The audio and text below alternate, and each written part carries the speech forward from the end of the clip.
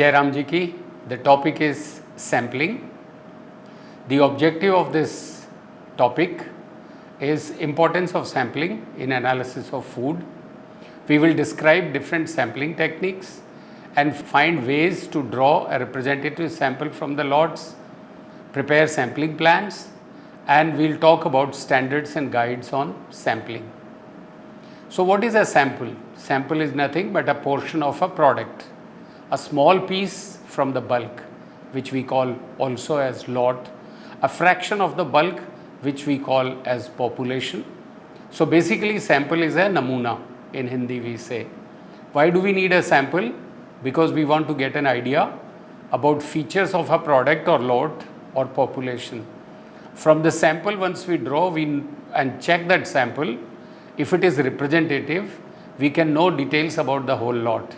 For example, अगर हम चावल बन रहा है और एक पीस चावल का निकाल के चेक करते हैं तो हमें पता चल जाता है कि पूरा चावल पक गया या गल गया, पक गया या नहीं पका. So this is the importance of a just small piece of sample. Sample or specimen, it must be representative of the lot, then only we can draw the conclusion which is right. अगर हमने एक चावल check किया और उस चावल से पूरे चावल के लॉट का पता चल गया, so that means it is the representative of the lot. Now what is the purpose of a sample? कई कारणों से हम सैंपल ड्रॉ करते हैं. सबसे बड़ा कारण जिसके लिए हम सैंपल ड्रॉ करते हैं वो है पर्पस ऑफ एक्सेप्टिंग और rejecting the lot based on quality, whether the food meets quality criteria including its fitness for human consumption.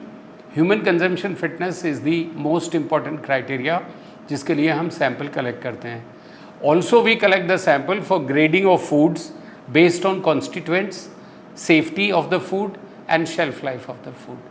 So we can say that sampling is for checking quality. Sampling is done for checking the grade of the product, like for example different grade के जो product होते हैं, compliance with standards, verification of what is written on the label and its microbiological parameters and shelf life.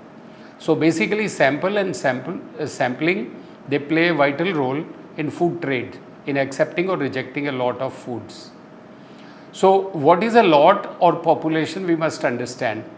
Population is nothing but a number of packages like containers जिसमें food products packed हैं, a batch which is there in the stockyard, or a large number of batches which are put, or large number of products which are put in warehouse. Size of the lot or of population is very important for preparing the sample plan. It may be of a batch, like a lot can be of a batch of a product manufactured. Remember, if we are taking a sample from a lot which is nothing but a batch manufactured in the plant, then we must remember that the batch is generally prepared under the same conditions at the same time, and the lot is basically a finite lot. We can also have samples from number of batches. So a lot can also be a consignment, a product batch, or lot of materials packed in the warehouse. So based on the lot side, we decide about the sampling plan कि sampling कैसे करना है. But why sampling? Why should we have a sampling plan? We know sampling is for to evaluating the lots. एक sample हम lot का collect करते हैं, तो लॉट के बारे में जानने के लिए हमने सैंपल किया है. So it is necessary to draw a proper sample from the lot. अगर सैंपल ही प्रॉपर नहीं होगा तो लॉट के बारे में हम पता नहीं कर पाएंगे. Now not possible to check lot as such. So sample is only an estimate of the value of population, but by which sampling technique we use, we can make it an accurate estimate. So what should be the appropriate method of sampling? And method of sampling is very, very important to get the accurate results about the lot. So accuracy of extrapolation of information from a sample of a production lot is very high. We know very well that a production lot is nothing but a batch, because lot is finite. जब sample lot finite है तो उसकी uniformity high है. But if it is infinite, like number of batches packed in a warehouse, or number of products, number of containers which is very large kept in the warehouse, then it is infinite lots. So finite lot and infinite lot, sampling will give different information. For finite population, sampling will provide estimate of quality of the lot. But sampling from infinite population, we will get an idea about the process involved. So data obtained from sampling provides information about compliance of sample lot with acceptable values as per specifications. So once we have a sample from the lot, and if it is representative, we will be able to know the essential quality parameters of the product, which has to be very accurate. And for accuracy, the sample has to be homogeneous. But we all know very well that in food products, especially the processed food, they contain of lot of materials. They contain hydrophobic material, hydrophilic material at the same time. They contain solids, liquids together. Ideally, a lot should be uniform throughout and identical at all locations. But that is not possible. It is possible only when the lot is liquid. For example, in a reactor, for example, in a vessel, we have liquid which is transparent like sugar syrup, like honey, which does not have any particles in it.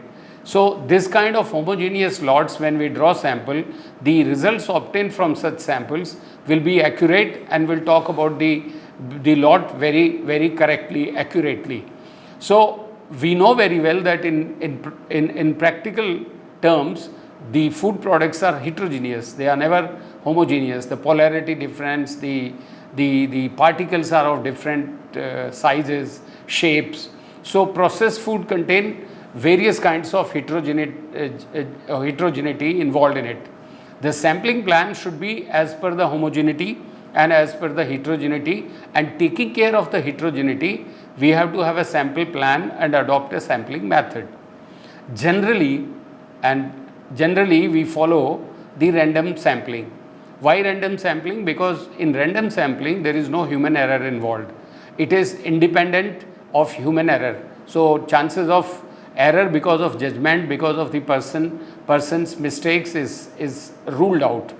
We draw the sample from several locations within a lot so that the sample is representative of the lot.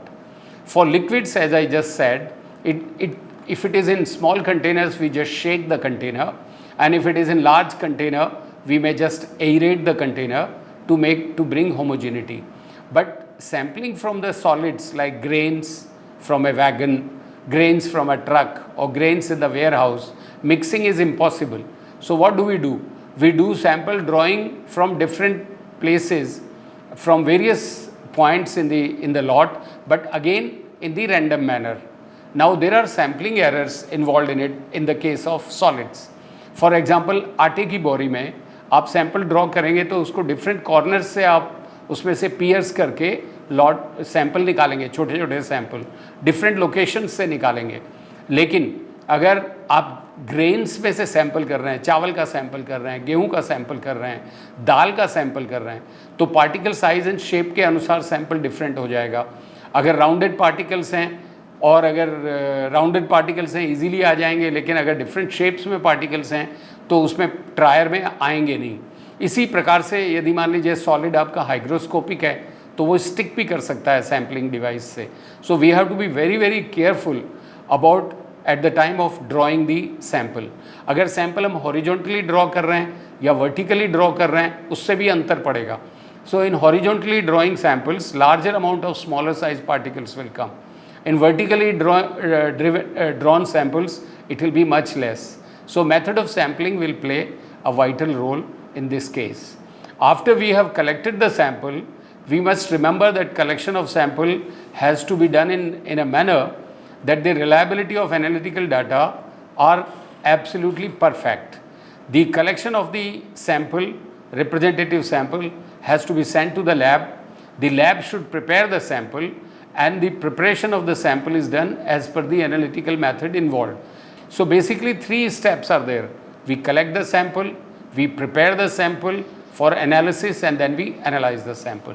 Now remember, these 3 steps are independent of each other, but each one of them have a decisive influence on each other. So we have to be very, very careful in not committing any error at any stage in these 3 steps. So we should have a plan for each activity with quality standards and standard operating procedures. Proper sample size, suitable containers for sampling, these are all, and how to preserve the sample so that it doesn't get spoiled. How do we transport the sample before the analysis? All that is to be very carefully done so that there is no error at collection stage. So for accurate result, care of sampling and sample preparation, starting from collection of the sample at the sampling site and then preparation of the sample at the lab site. Now let us take an example. Suppose as per standards we are given the sample of grapes. We pick up 3 kg of grapes from a lot of about 10,000 kgs. Now if the sample is improper, the results will be different. The same sample given to different labs will give different results, and lab to lab variation, sample to sample variation. So what we say, we will say that the labs are not up to date. We question the capability of the labs, but we do not question the lapses while drawing the sample and collecting and preparation of the sample. So these aspects also have to be very clearly understood. Now let us take an example of a study carried out for analysis of aflatoxin in groundnuts, peanuts. Now the level at which the analysis was done was 20 nanograms per gram, and it was found out that 60% of the error was due to the total variance error was due to sampling, and due to the analysis and due to the person doing the analysis, only 20% and 13% error. Similarly, a pesticide residues analyzed in grape samples during the residue monitoring of grapes, and 15 individual grape bunches were analyzed from 1 acre area. It showed that 50% of the sample induced variation was there. So that means sampling caused 50% was responsible for 50% of the error in the results. So residues, and the reason for that is deposited on all the grapes uniformly. They are there in certain grapes. Similarly, the aflatoxin may not be there in all the peanuts and groundnuts. Maybe only some groundnuts are affected by aflatoxin. So when we draw the sample, all these aspects we have to be very, very carefully doing it. Improper sampling will lead to improper results, inaccurate result. Now let us talk about risk associated with sampling. There are 2 kinds of risk. One is risk called consumer risk, and the other one is called vendor risk. Now what is a consumer risk? The actual acceptable probability of a consumer risk depends on the consequences. Now what are the consequences? Suppose if we have accepted an unacceptable lot. So from the point of view of consumer, if the consumer is getting a product which is actually unacceptable but has been accepted, so these may vary from major health hazards. I mean, it can cause food poisoning, it can cause fatalities. It's very, very serious. Whereas the demand for low or no probability is there for such cases. But in cases where the health hazards are not that much severe, then it will be allowed to occur more frequently. ऐसा होता भी है. जैसे मान लीजिए आप market में जाते हैं, आप फल सब्जी परचेज करने जाते हैं. जब आप देखते हैं तो सपोज टमाटर हैं. अब अच्छे टमाटर हैं जिनमें कोई फॉल्ट्स नहीं है, कोई डिफेक्ट नहीं है, उसका एक रेट है. उससे कुछ इन्फीरियर क्वालिटी के टमाटर हैं, वो वहीं रखे रहते हैं सब्जी वाले के यहाँ. आप स्वयं उसमें से पिकअप करते हैं कि कौन से आपको कोई हानि नहीं होगी, तो आप चीपर टोमेटो उसमें से स्क्रीन आउट कर लेते हैं, सेलेक्ट कर लेते हैं. इसी प्रकार से आप जब केला खरीदते हैं, सेब खरीदते हैं, तो किसी पे छोटा छोटा स्पॉट होता है, बिकॉज वो हेल्थ में इतना हैजर्डस नहीं होता, तो you are allowing it. Customer risk is not that much.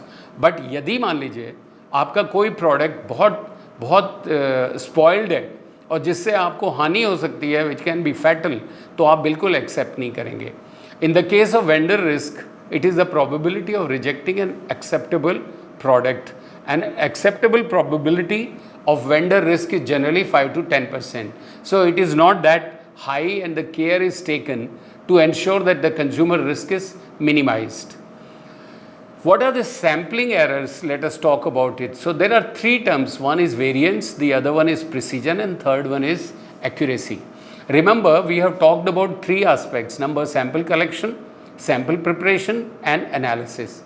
Variance would be there at each level, and variance is the estimate of uncertainty. So total variance in analysis and producing a report will be addition of variance at each stage. What is precision? When we analyze a sample and reproducible results are obtained, that means repeatability is very high. Each time a laboratory analyzes a sample, prepares a report, if the result is same, then it is precise results. But whether the result is accurate or not, that is very important. Important is of course precision, but we have to have precise results with accuracy. And what is accuracy? Accuracy is the results are true to the value. What is the actual value of the product? If same value the analysis is giving, then it is accurate results. So accurate result all the time reproducible is the desired, that is the goal for doing the sampling. So variance has to be minimum, precision has to be high, but the focus has to be on accuracy. Now let us take an example of flour. Flour sampling as per AOAC method 92508. Okay, so the number of sacks which are to be sampled in the flour, we generally follow a principle as per this method, square root of number of sacks in it. Now frequency of sampling, like the lot is available, how frequently you will sample, it will depend on how much is the exposure. यदि मान लीजिए वो sack is exposed to degrade to environmental conditions which can affect its shelf life, then we will sample it more frequently. For sampling this, we use the trier, cylindrical trier, which is made up of course metal, 13 mm dia, and it will have a sharp slit, okay, which is of the 1/3 of the circumference. So at one end we will pierce it and take out the sample. The next sample when we draw, it has to be exactly from the opposite side of the sack. So like this, from different points, different locations, we will draw the sample, and from different sacks we will draw the sample and use separate container to stock to each of from the samples drawn from each of the sack. We will use different containers to store the sample. Now factors responsible for a sampling plan. While devising a sampling plan, what are the factors we should keep it in mind? First, we should keep it in mind for what purpose we are doing the sampling, the inspection. Suppose we are doing it for accepting or rejecting a lot, then the planning has to be different. To measure the average quality of the lot or to determine variability of the product. For these purposes, as per the purpose, the sampling plan would be devised. Then we should also keep it in mind the biggest factor, that is the nature of the product. If the lot is heterogeneous or homogeneous, we have to take care of our sampling plan in a manner that all aspects of heterogeneity are removed or taken care of. Unit size, how big the size of the lot is, how frequently earlier lots passed. We must also see there are two kinds of lots, continuous and non-continuous isolated one. In the case of, for example, a product which has been tested earlier, which is known, about which we know, which is known for its quality, then how frequently earlier lots had passed and how frequently they were rejected, that also will play a role in sampling. What is the cost of the product? Of course, it is important, but it is not important when we are talking about health and hazards involved in the sample, the lot that is to be accepted or rejected. Now, the next one is nature of the test method. What are the kind of test method we are going to adopt to analyze the sample, whether it is critical or minor, passing or failing, vital for health, whether it is hazardous if the sample is passed or it is non-hazardous, the test method is destructive, and what is the testing cost. Accordingly, we will draw the sample, we will carry out the sampling. Nature of population and lot. How big the lot is, how large the lot is, how uniform the lot is. Lot consisting of smaller, easily identifiable sublots, that also we have to keep it in mind. And distribution within the population. How a lot is proper, different kinds of For example, containers like 100 ml packing, 250 ml packing, half liter packing, 5 kg packing, 10 kg packing. So distribution within the population, and maybe from one source, maybe from different sources. So these are the factors we have to keep in mind while drawing the sampling plan. The sampling is generally done by statistical sampling, or we also call it probability sampling. It is also called simple random sampling. We must know the number of units in the population, as already said, assign each unit a number and select a quantity of random numbers from 1 to total number of lots units to be sampled. Determine the sample size and potential impact of a consumer or vendor error. We have already talked of consumer risk and vendor risk. That we should keep it in mind while taking into account the statistical sampling. Units corresponding to the random numbers are the estimate of the population, we must remember. Now, systematic sampling is used when a complete list of sample unit is not available. Like we are not checking a batch which is their production batch or something. When the complete list is not available, we do systematic sampling. But when samples are distributed evenly over a time or space, such as on a production line, first sample selected randomly and then every nth unit after that is done systematically. The next sampling way is stratified sampling. That means we divide the whole population, the lot, into strata and subgroups, so that each subgroup, and we divide it in such a manner and that each subgroup is as homogeneous as possible that we can select. Random samples are then drawn from each subgroup. Let us see how does it look like. This is stratified sampling. We have on the left side population. We divide that into strata, and from each strata we do the random sampling, and we have then samples for analysis. The next one is cluster sampling. There we divide the population into clusters or subgroup so that clusters characteristics are as identical as possible. This is based on the characteristic. First, clearly define the population and then divide it into clusters having diverse population. Every potential characteristic of entire population be presented in each cluster. We must make sure. Each cluster must have similar distribution of characteristics as the distribution of the population as a whole. This is very, very important. And taken together, the sample, the cluster should cover entire population. So basically what we are doing is we are taking a population, divided into clusters, but we should draw the sample in such a manner that from each clusters the sample drawn must represent the entire population which was divided into clusters. No any overlap between clusters. Clusters should be small and having similar number of units in each cluster because there must be homogeneity as much as possible.